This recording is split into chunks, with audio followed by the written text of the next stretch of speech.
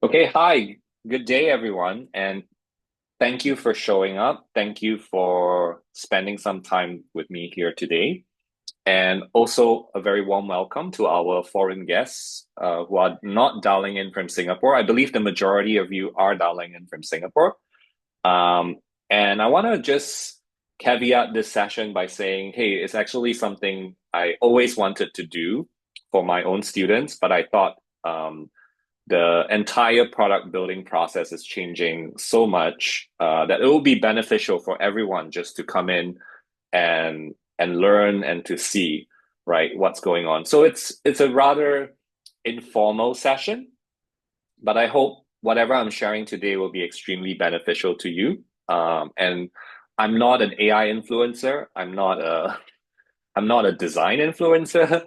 I'm a practitioner myself. I do consulting, with product consulting with various clients here in Singapore and Malaysia, and we also run a school that teaches UX design and product management. Right, so I'm not gonna like tell you, hey, I have 10 years of experience in AI. I don't have that experience. I'm a practitioner, just like many of you here, figuring things out as we go along with all the influx of tools and things to play with. Okay, so today's webinar topic is about product research with AI tools. Straightforward enough. How do you get better research output with the Gen AI tools you're using? And that's the core focus. I also saw some of your requests earlier about doing data analysis, understanding the different use cases in product research or product building. So all of that will be covered. I'm Daylon. I'm the founder of CuriousCore. I was previously working for Razer as an e-commerce architect. So I was a product owner, and I was also handling the customer experience and user experience plus merchandising team, right, with P&L responsibility. So I've been running CuriousCore for the last 6 years. Today, we work with many different clients. You can always visit our website if you'd like to know who those clients are and what we teach. So let me get to the meat of things. Okay, so first of all, I'll talk a little bit about product building, how that has changed in the last couple of months. Then, right? Then, when I say then, I mean like one or 2 years ago, and now meaning like now, right? So what has changed in the process? I'll talk a little bit about some of the use cases for product building with Gen AI. And I'll also talk a little bit about prompt engineering essentials because I think there's so much literature about it. People have different opinions. People sell you prompt libraries. I seriously don't think you need to buy any prompt library. I'll show you one where it's freely available for everyone. You can go check it out. Go tap on it. Right. I will not be sharing slides, so you're welcome to take screenshots, as many as you want. But this is a very short presentation. There's not many slides involved. And then I will be sharing two things. Number one, whatever system you're using, whether it's ChatGPT, whether it's Perplexity, whether it's Gemini, whichever system you're using, the deep research function, I'll show you how to like improve the output from being average to being like a lot better, right? So I'll share with you my process and how I use it for my own business. And the second thing is, in case you haven't checked out NotebookLM, I'll also show you a few use cases of how we use NotebookLM when we're running the school, when we're running our courses. And this is like something that we hope everyone will benefit greatly from as well, because NotebookLM is actually a very cool tool that Google just released a couple of months ago. Okay, so with that, this should occupy the entire hour. Okay, all right. So first of all, I'm sure this is like already apparent to some of you right now. Okay, that the product building process is getting shorter and shorter.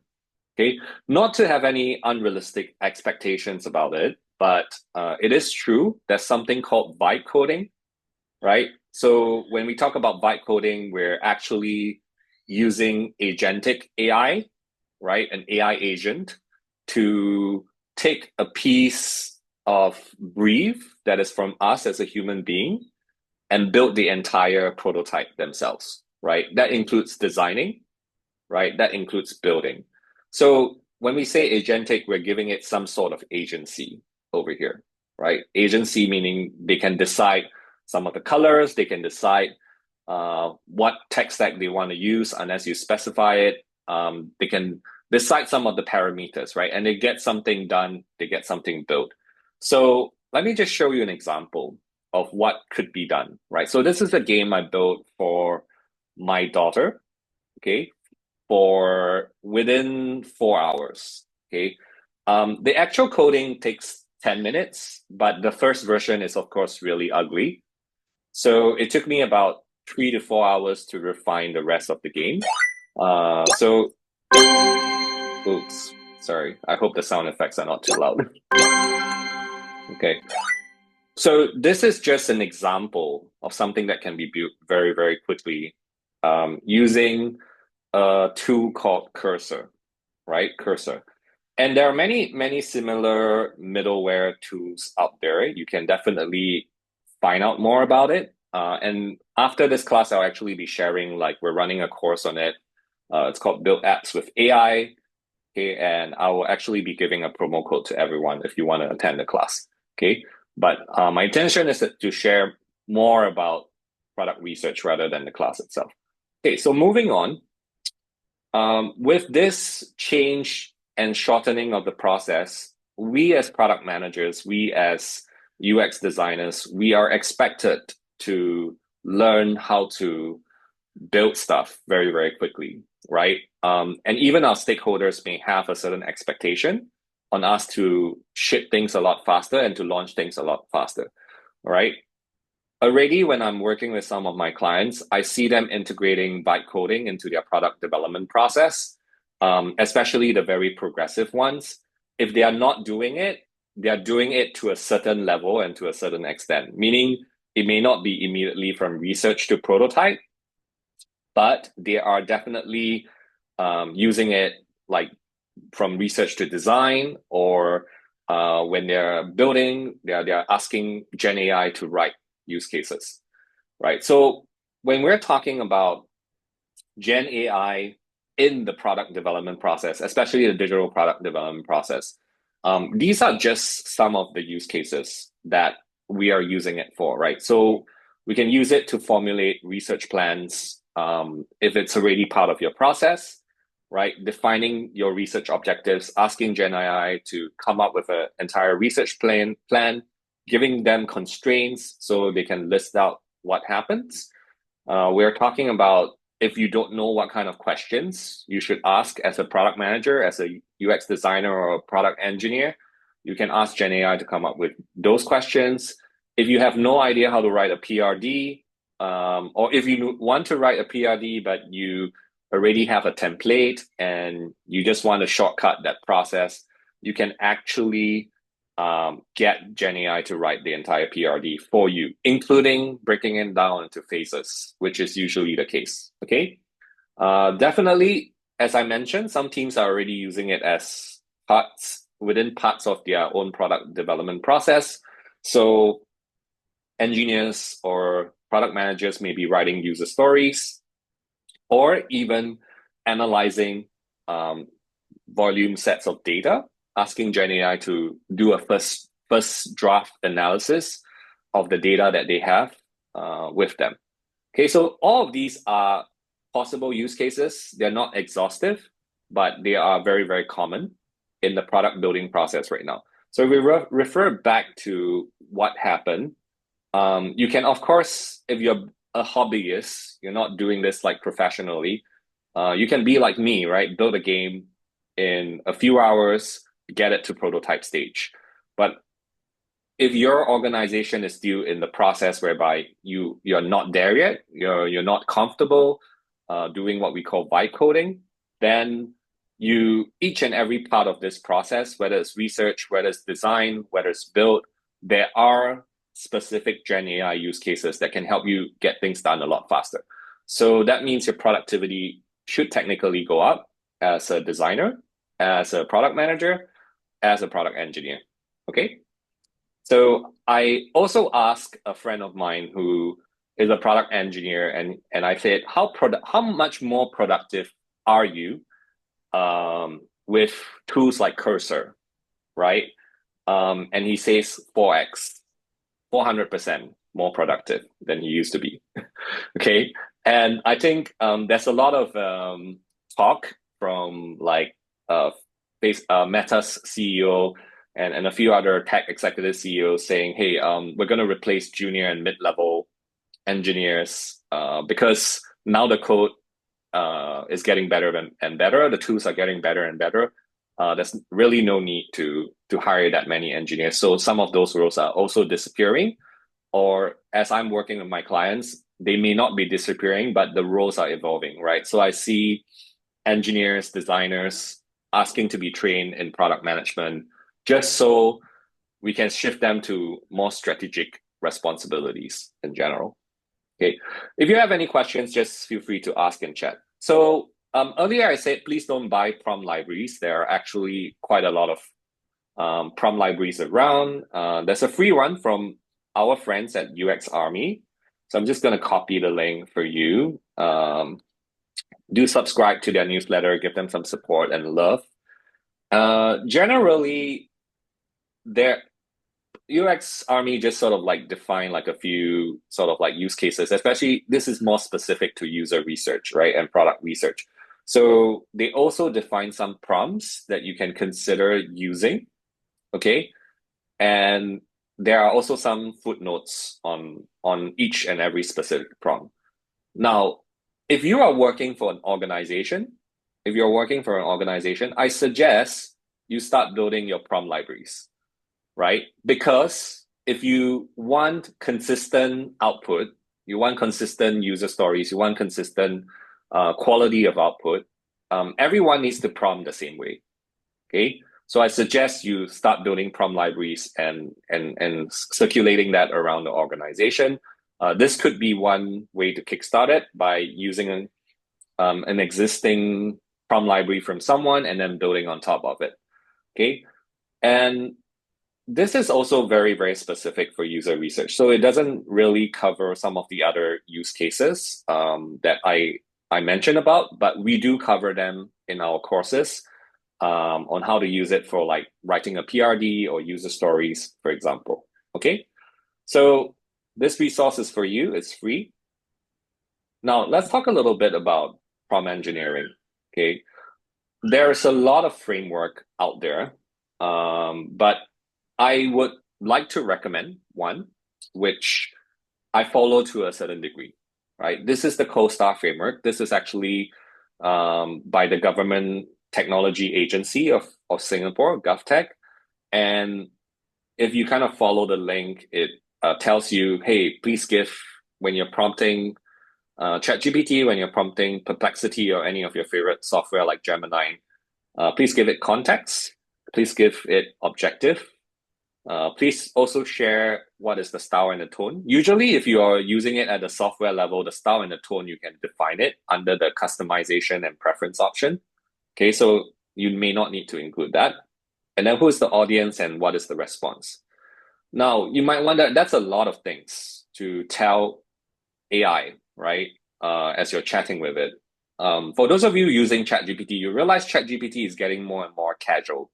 It's getting more and more informal, right? So if you want to use it seriously for work, you do need to define some parameters quite clearly. And if you were to ask me where should I put the majority of my focus if I'm doing prompts, I'll put it on the context and the objective, right? Providing AI as much context as possible and being as clear as possible what is the objective of this specific prompt that you're asking the AI, right? Is it to write a PRD that I'm presenting to management? Is it to write a user story that's understandable by engineers, for example? So I'll put more of my focus on those things. Okay. Thank you, Zakas, for sharing the link. All right, so this is pretty straightforward. I'm sure all of you understand the importance of context, but I can tell you it makes a huge difference in terms of the quality of the output. based on the quality of your input, which is the context. Okay. All right, so I'm just going to show you a few examples of how I do it. Okay, and I'll attach, I mean, since all of you are here, I'll attach also like my Perplexity thread for all of you. Okay, you can use Perplexity, you can use Gemini, you can use ChatGPT, or whatever is your favorite deep research tool. I just happen to have a pro plan for Perplexity, so I'm just using Perplexity, right? So this is in no way an endorsement for Perplexity. It's just convenience. All right. So a few things to take note. Let me give you some context first, right? I was trying to use Perplexity and push Perplexity's deep research capabilities to analyze implications, right, for our business as a business owner based on the budget announcement in Singapore. So Singapore delivers a budget every year. At that point in time in February, there wasn't any indication what those might be. So I wanted to push Gen AI to see if they could do something predictive based on past data, right? So I want to push it as much as possible. So this is the context I'm giving you. Now, you notice in my prompt, I don't exactly fully follow the CoStar framework, but I do give it context. And I do sort of like give it some general pointers, right? And of course, I use the deep research function, which then takes a couple of minutes to generate stuff.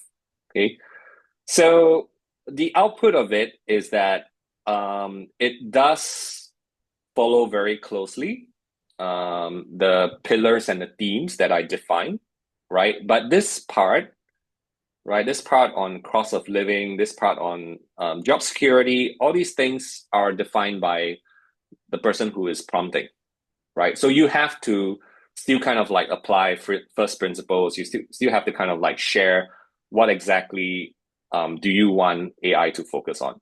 So it does focus on it. It does refer all the relevant websites and take reference from them. And it does give you sort of an overview, right? However, I don't think that's really the best that it can do, right? I think most people stop here. Just give it context. This is sort of the best that it can deliver. I don't think you should just stop at the first draft. I think you should push it even more. Okay, and I will tell you a little bit more like the process, but let me walk through this case study.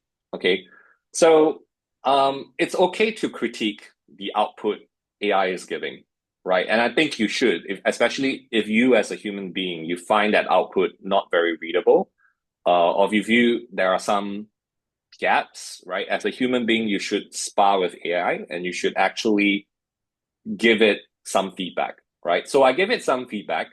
I say, I want you to kind of look at sources.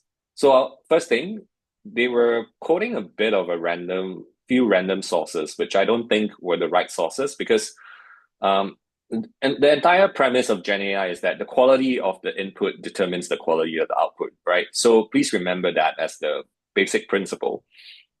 So the sources aren't so great.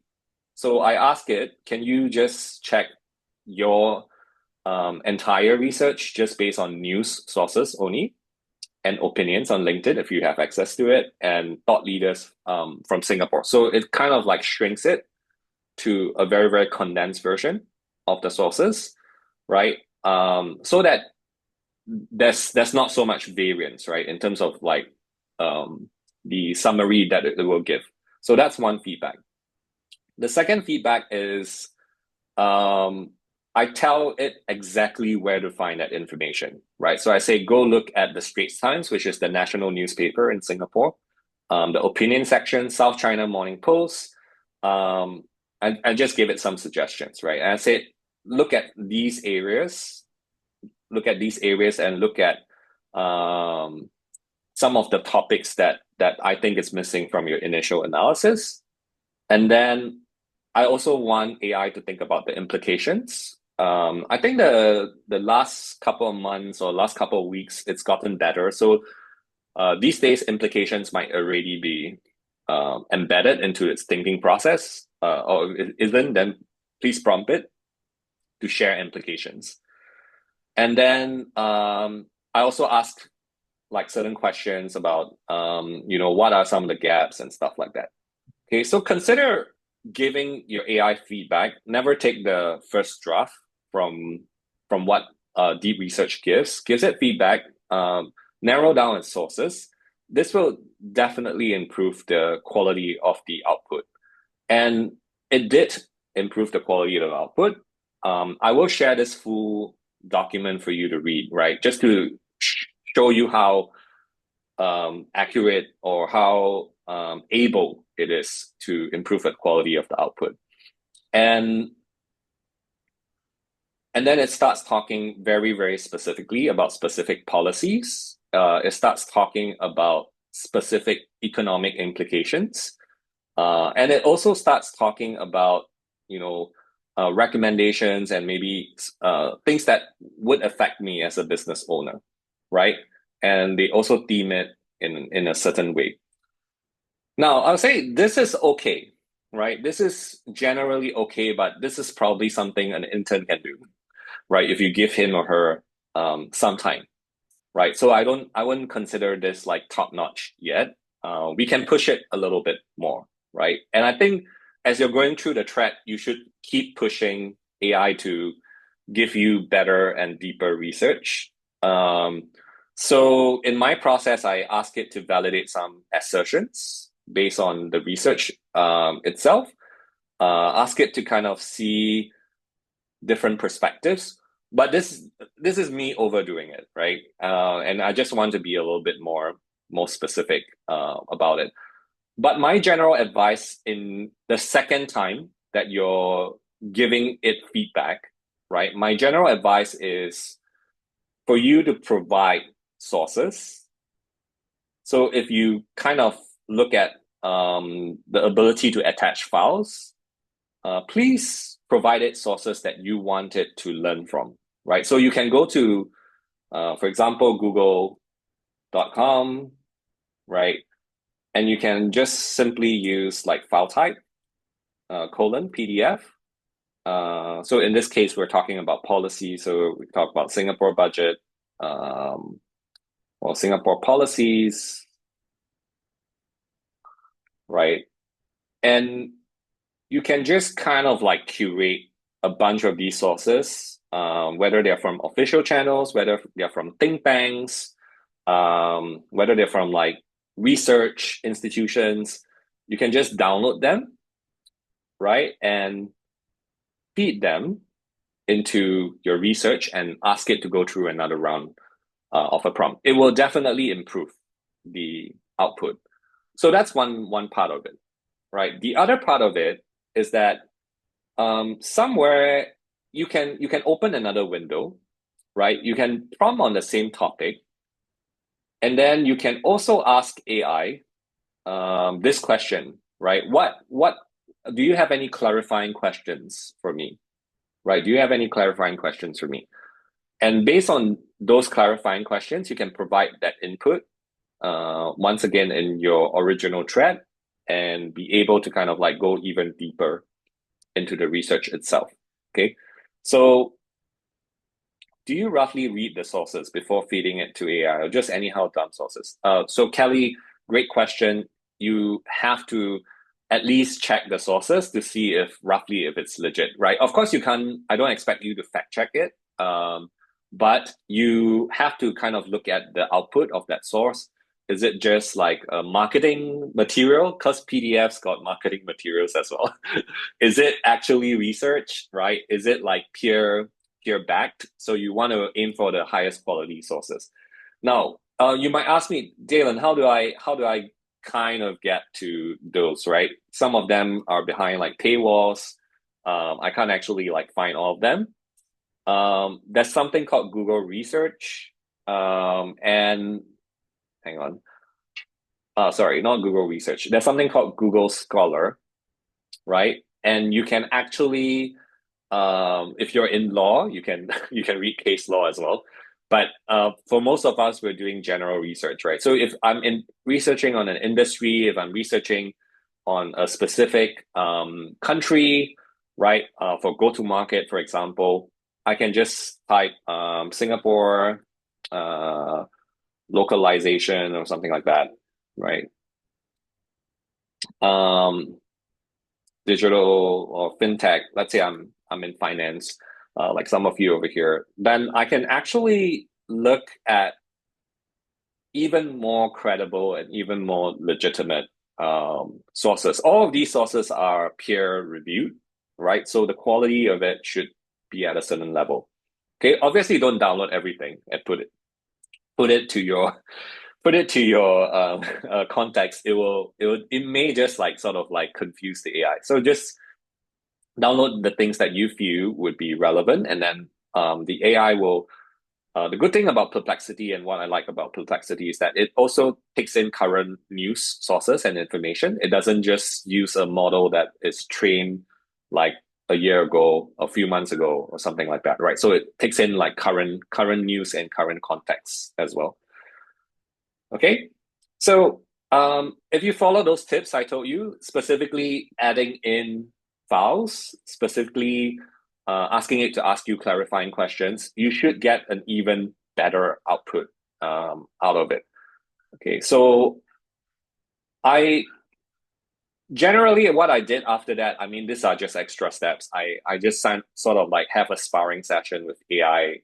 You can I'm gonna let you download and read my sparring session, and then for those of you who are in Singapore and you're familiar with uh, familiar with all the announcements for budget, you can then compare. Hey, did the end analysis sort of like match what was predicted, right? Because I was pushing AI to like predict things based on past information.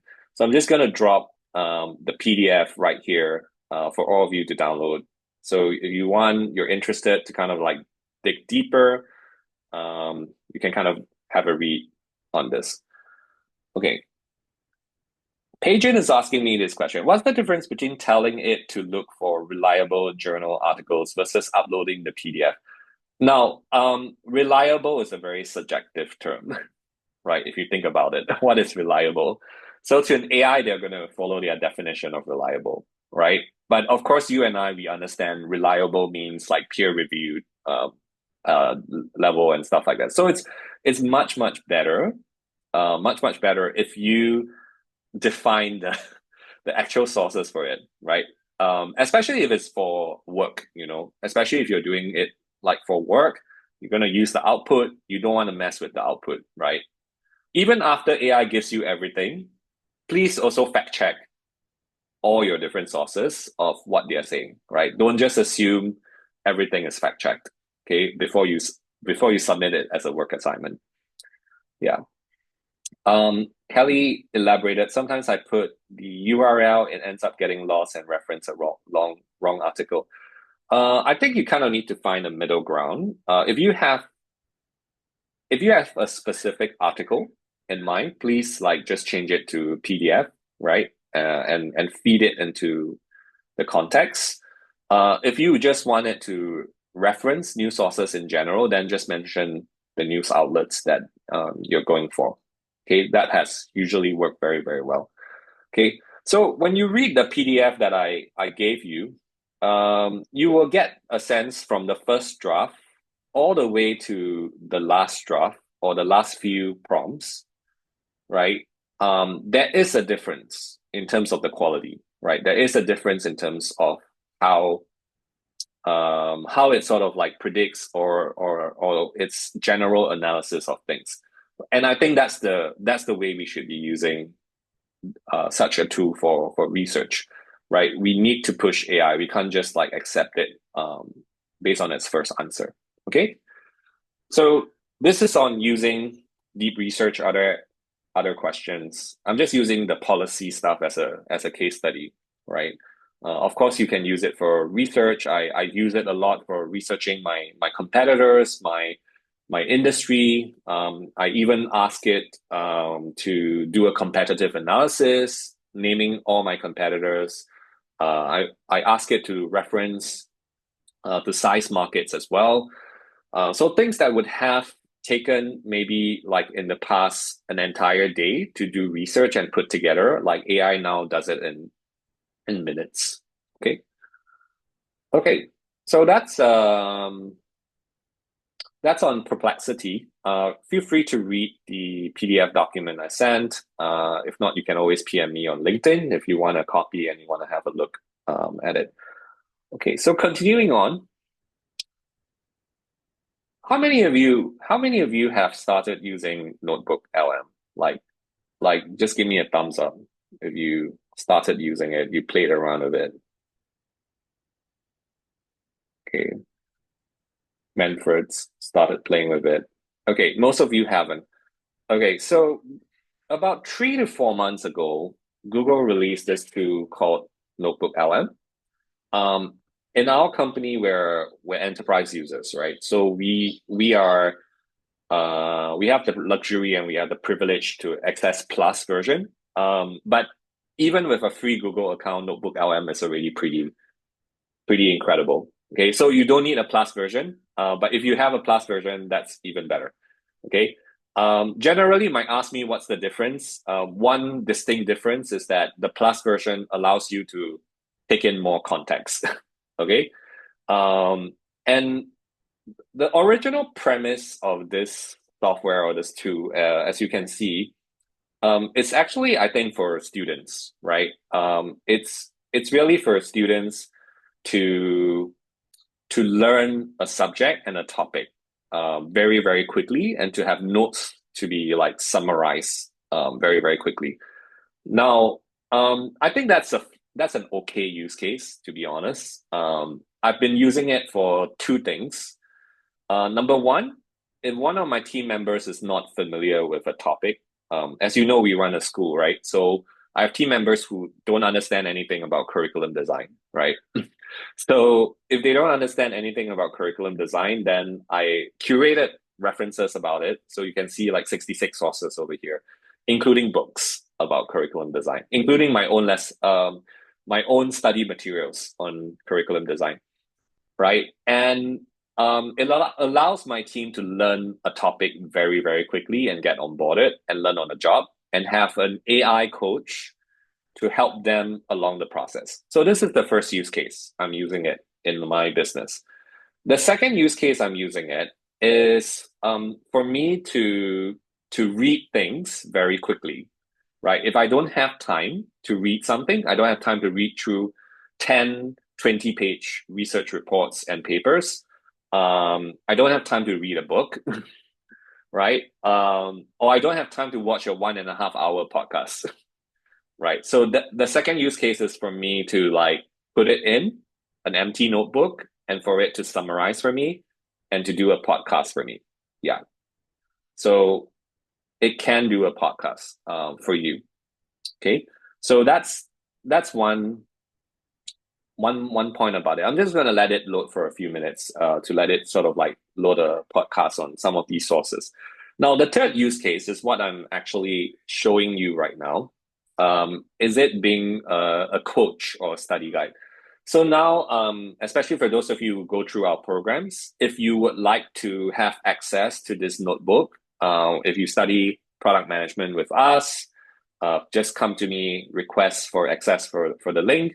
I'll give you access to this notebook, whether it's product management or UX, right? And when you do that, right, it actually becomes your coach, actually sort of like becomes your guide. Now, let me show you a few things first. Like first, this is actually sources of information from PDFs, and you might say, hey, if it's just PDF, it's not very interesting, right? So it's not just PDFs. It allows you to take YouTube videos as well and feed it with YouTube videos, right? It allows you, if you have built Google Slides in the past on certain subjects and topics, to feed your own Google Slides into it, right? And if you have a website you want it to digest, it can also look within the website. Now, if you have no clue about what to include, there's a really nice discover function. Let's say I just type UX, for example. I can just really find all the sources that are related to UX. You see there's Wikipedia, um, there are a few topics. Hang on, why is it telling me about supply chain? Yeah, maybe I put several things on it. Okay, so this is UX, right?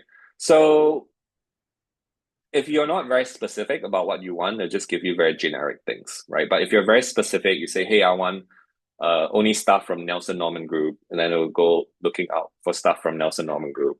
And then you can start importing some of these things. Okay, so be very careful about the sources you curate because that good input means good output. Bad input means bad output. Okay, generally.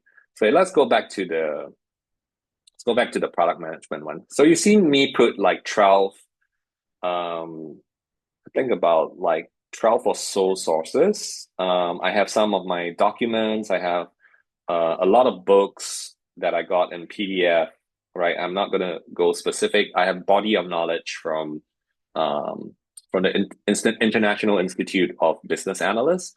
And it gives you a very Welcome to the deep dive. nice, We're jumping straight into it gives you a very nice sort of like summary, right? something So really crucial for any feels really fundamental. It's about the company's path, not just one person's slightly better day. Now, something that jumped out from the sources was this massive emphasis on internal alignment. Why is getting everyone on the same page so critical? Oh, it's absolutely fundamental. In enterprise PM, they just can't operate in a silo. They have to be the catalyst, really, driving alignment Yeah. across, well, everyone. Hmm. Engineering, design, marketing. So I just want to give you a sense of the quality of the podcast. You can't really change the voices yet, but they kind of give you a very very nice podcast. And every time you put in new sources, you can regenerate this, and it gives you a slightly different angle. You can also generate a mind map, which I did. Right, you can generate a mind map for you to learn on different topics. Right, so um, let's say product research, product discovery, what are the topics, what are some of the things. So it will check the different sources and it will produce an answer based on the sources itself. Okay. So it's gonna let it sort of like percolate a little bit. But let's kind of zoom in. Okay, so if you look at the text output, all the sources here, right, is actually referencing all the sources that I put into over on the left hand side, right? So it's very fast. You can use it to study exams as well. So for those of you who are taking the ECBA exam, you can also feed the body of knowledge inside, and you can study for exams, right? So we're already using it based on the three use cases that I told you about. But one of the use cases that I think is very, very helpful is actually having a chat with it, right? And it needs to be a very short and specific question. Okay, so I'm going to make this a little bit more interactive. Does anyone have a question to ask AI and put this to the test, right? Something related to product management, because I know many of you are product designers or product managers over here. Anything on product? We have a question from the crowd. You can shout out the answer as well. Okay, to waterfall to agile. What an interesting question. Okay, I'll ask on your behalf. All right. Oh, hey, our listener wants to join in. What's up? What are the pros and cons of adopting waterfall versus agile?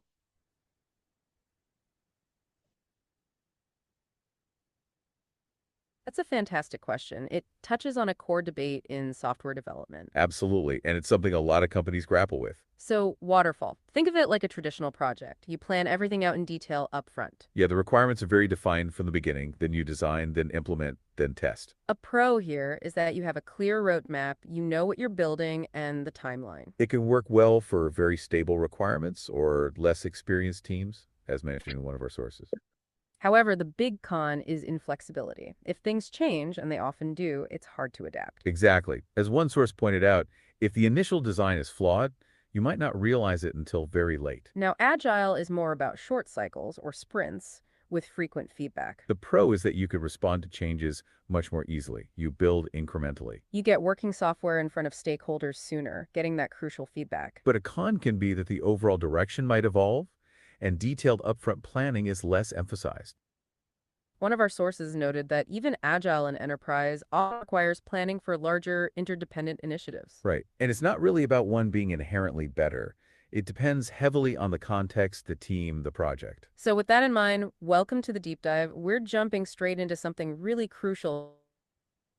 Okay, so if you kind of listen to the answer, you notice a few things, right? Number one, there's no fluff, right? So it's actually very short, it's very concise, whatever your question is. But number two, it's actually based very heavily on the sources that you put into, so they don't steer away. There's no independent thinking over here. It's very much based on the sources, right? But it's weave in together. Now, after you ask the question, after they answer it, in this function, which is the interactive mode, it goes immediately into the summary version of the study guide itself. Okay, so it done and then sort of like weaves in and starts to go on this 27 minutes spiel on product management or whatever I put in the source as a summary. So you can, of course, keep interacting with it, keep asking questions, and see where that takes you. Okay, so for the request of someone asking me to ask it in a very colloquial style, you can try it yourself, right? Let that be the homework. You can try NotebookLM. Let that be the homework. See if it understands you. I think it does understand you to a certain level and a certain extent. Okay, so this is on NotebookLM. I highly encourage you to use it for as part of your research, especially if you need very contextual sort of like information, and you can add maybe like less sensitive work documents into the sources. You can definitely add YouTube videos. I have 66 sources for the UX one. So for those of you who go through our classes, you get this for free. Let me know. Drop me a note on Telegram. You know where to find me. Okay. So that's on NotebookLM. I'm gonna pause here, and I just want to see if there are like any questions based on what I'm sharing so far. If you learned something new, give me a thumbs up if you learned something new in this webinar. Okay. I'm glad many of you learned something new. Do you all have any questions, like how to make the output better? I think I already shared a sample earlier.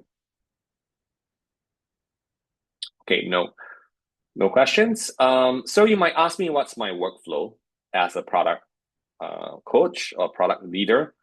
I use Perplexity for research and very general research, and to spar with the AI in general. So since we're also on enterprise for Google, so we also do use Gemini internally. So I think it like don't get bothered about the models, like which one is more superior, which one is like slightly better. It keeps changing every few weeks.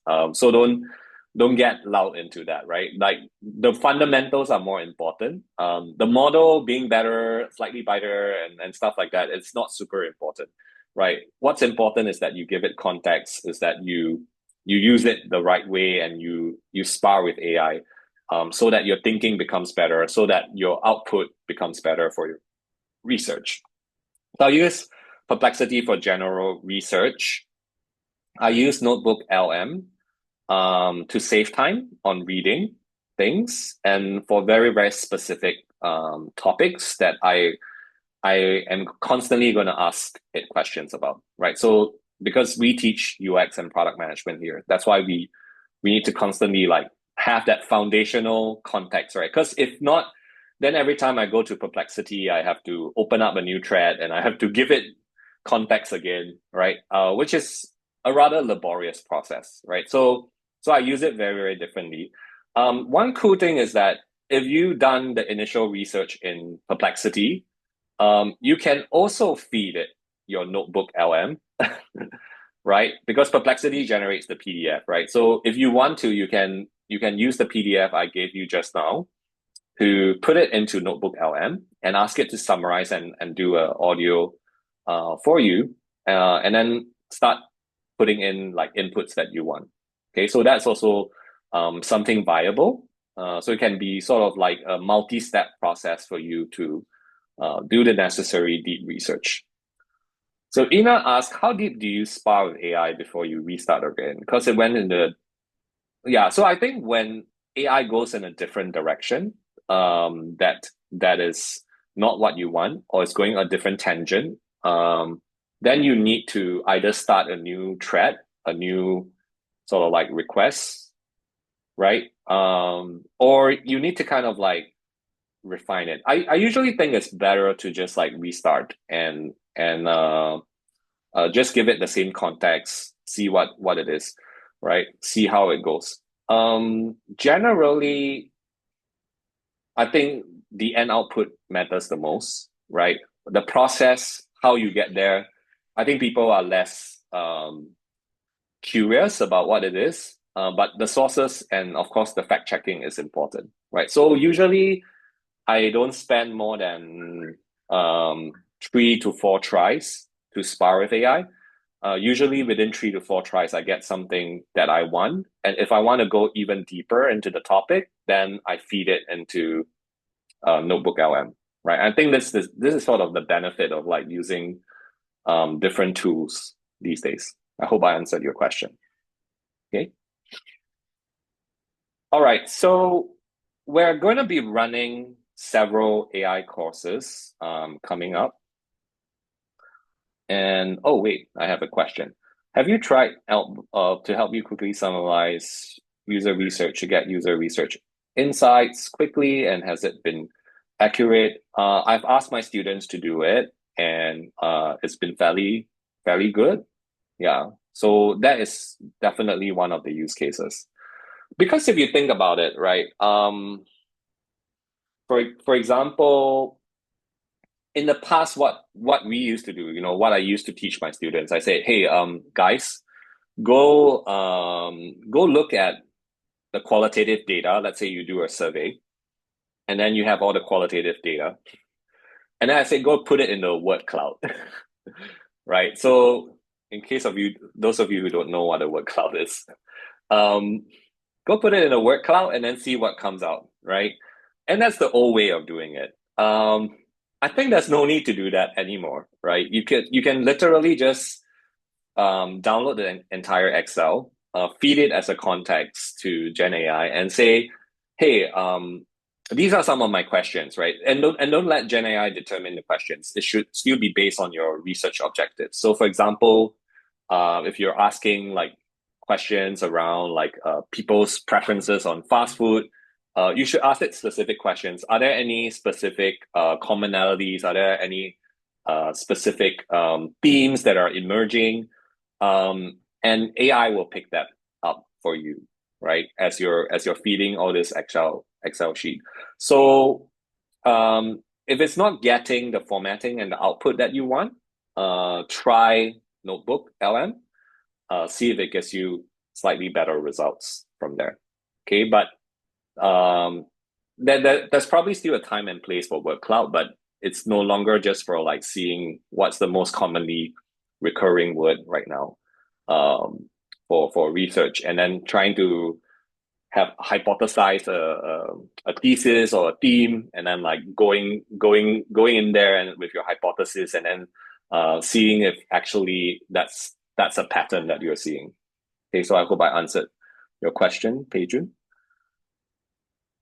All right, so as I mentioned, going back to my slides, we are going to be running different Gen AI classes coming up.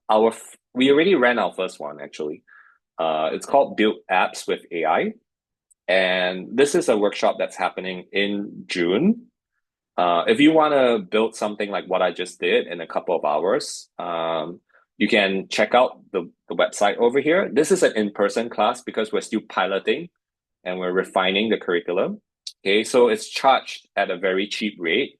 And today, if you sign up, right, today, you can use this promo code CCAI50. It'll give you like $50 off from that. Okay, please only sign up if you're based in Singapore because this is an in-person workshop. We already have the minimum numbers already, so you're more than welcome to join in, and we'll see like how big of a location we need to find. We've of course built other things as well. I mean, I built a BMI tracker sometime back. Okay, let's say I'm not 175, by the way. Okay, so I'm just giving some weight. I built a BMI tracker to kind of see for people who want to play with it. I'll just put the link over here so that in case you want to play with this, you can also play with the game that I created for my daughter. Okay, for parents, if you're playing it with your kids, please tell me how good it is. Okay, or how bad it is as well. So you can play with those apps. It should be fairly stable.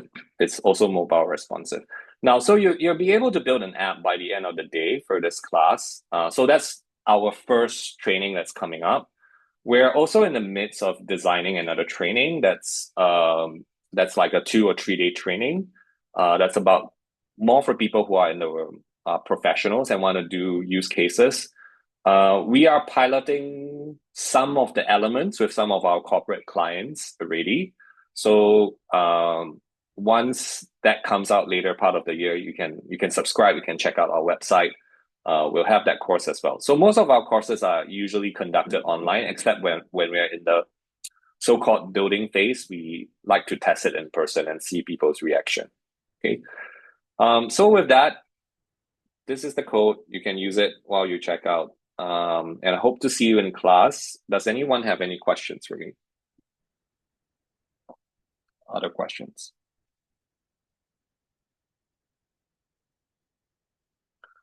All right. So once again, the field is really changing, right? All our classes, we're starting to introduce elements of AI in whether it's UX, whether it's product management. We're already starting to like refine our curriculum, telling people, hey, these are some things you should take note now.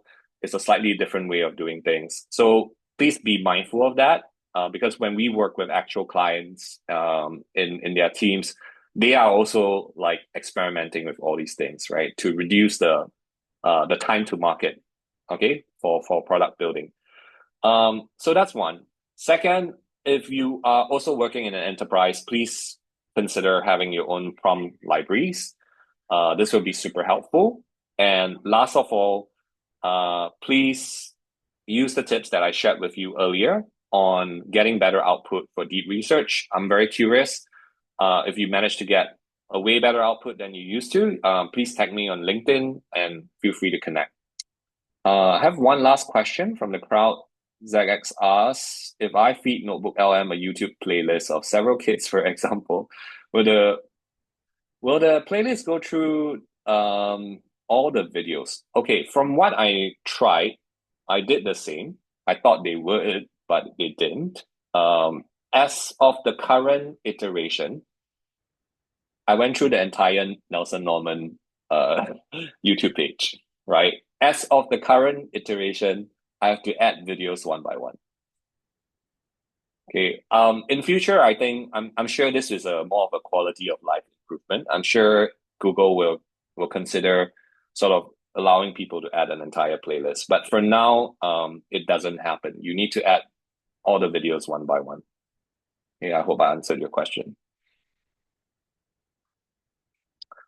All right. So with that, we've come to the end of the webinar, and I hope to see you in class sometime soon. For those of you who are coming to our classes. If not, I hope this has been a useful presentation, and feel free to share with me the results on LinkedIn, or feel free to connect with me on LinkedIn. Okay. And with that, I wish everyone a very good day. Take care. Bye-bye. Thank you. Hey, Daylon, I got a question about the